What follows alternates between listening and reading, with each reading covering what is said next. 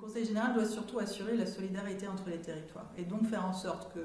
qu'on habite en milieu rural, éloigné des grandes villes, ou qu'on habite au cœur d'une grande ville, dans un quartier peut-être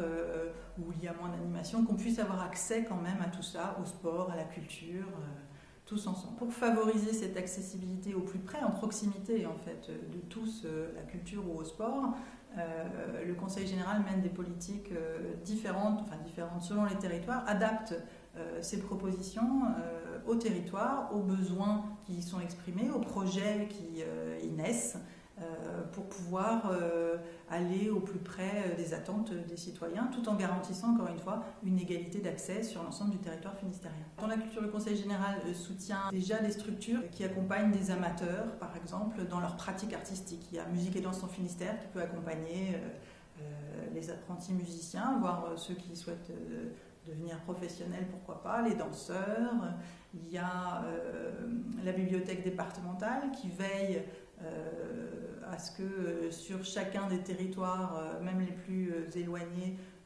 il puisse y avoir un projet de lecture publique, de bibliothèque, d'animation autour du livre.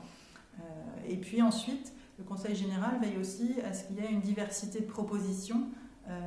qu'on ne soit pas dans une proposition unique, et donc à ce qu'il y ait à la fois de l'art contemporain, du spectacle vivant, des propositions autour du patrimoine. Voilà. Le Conseil général, lui, souhaite veiller à ce qu'il y ait des moyens mis en œuvre pour des médiateurs culturels, pour essayer d'aller chercher des publics et de les convaincre de venir aussi dans les salles de spectacle. Le Conseil général est très heureux de toute sa bande côtière, le fait d'être un département très maritime, et nous pensons donc qu'il est important que chacun puisse en profiter au maximum, et donc nous soutenons le nautisme de diverses manières,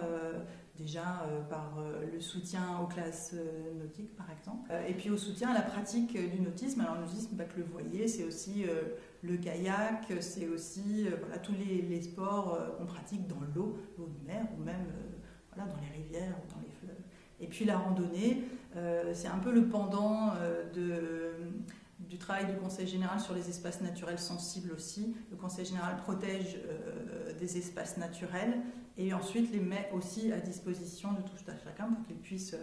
en profiter, aller faire de la randonnée. Donc il y a des sentiers de randonnée, il y a un certain nombre de propositions,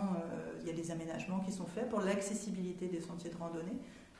aux personnes handicapées à mobilité réduite par exemple, ou aux personnes âgées, ou même aux personnes en famille avec des poussettes, pourquoi pas. Le Conseil général soutient le comité départemental olympique et sportif et travaille avec lui en lien avec les fédérations